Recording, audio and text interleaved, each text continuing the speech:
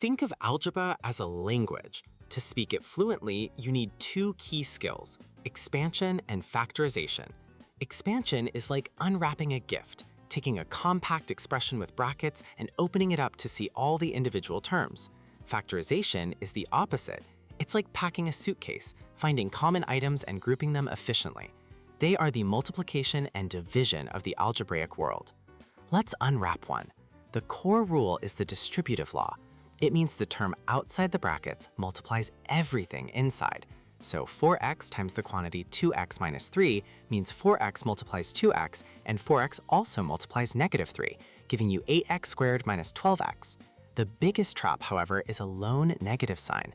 When you see 10 minus the quantity x minus 3, that minus sign flips every sign inside the bracket.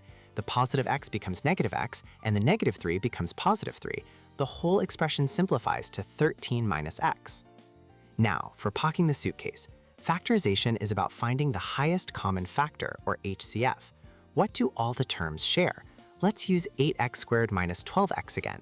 First, the numbers. The biggest factor of 8 and 12 is 4. Then, the variables. X squared and x both share an x, so our total HCF is 4x. We pull that outside the brackets. To find what's left inside, we divide each original term by our HCF. 8x squared divided by 4x leaves 2x. Negative 12x divided by 4x leaves negative 3. Our final answer, 4x times the quantity 2x minus 3. So why bother? Expansion is for calculation, but factorization is for solving problems. If you see an equation like x times the quantity x minus 5 equals 0, factorization lets you instantly see that either x must be 0 or x must be 5.